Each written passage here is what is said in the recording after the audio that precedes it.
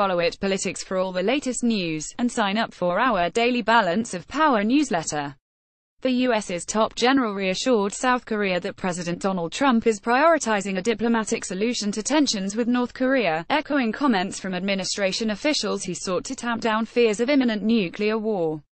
General Joseph Dunford, chairman of the U.S. Joint Chiefs of Staff, reaffirmed the U.S. commitment to protect South Korea after a meeting with President Moon Jae-in. Spokesman Park Soo-hyun told reporters in Seoul on Monday.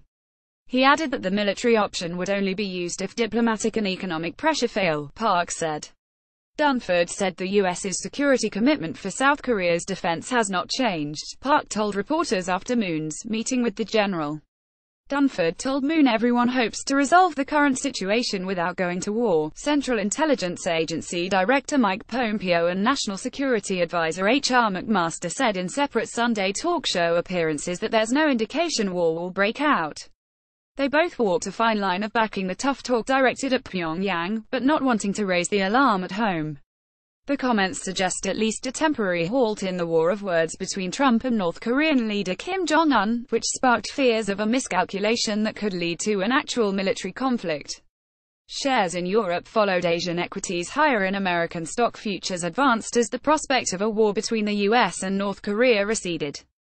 Read more on signs that a war may be coming. I've heard folks talking about that we're on the cusp of a nuclear war, Pompeo said on Fox News Sunday. I've seen no intelligence that would indicate that we're in that place today. Pompeo said that U.S. intelligence has a pretty good idea about North Korea's near-term intentions after monitoring recent intercontinental missile tests and the country's improved ability to manufacture nuclear weapons. McMaster, appearing on ABC's This Week, said we're not closer to war than a week ago, but we are closer to war than we were a decade ago.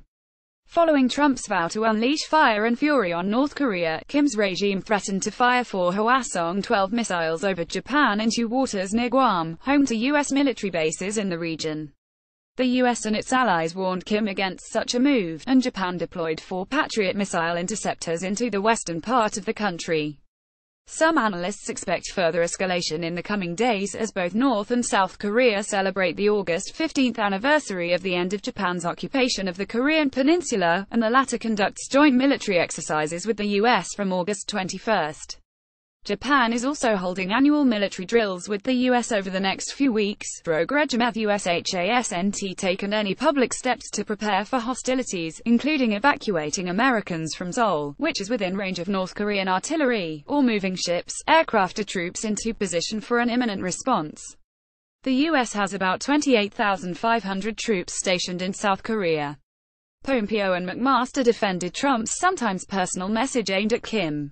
Trump made clear that the United States will not tolerate our citizens or our allies being threatened by this rogue regime, McMaster said. Our response is we are prepared militarily to deal with this if necessary. Pompeo said Trump's comments were designed to send an unambiguous message to the country that it needs to disarm its nuclear weapons and that the U.S. won't tolerate a first strike.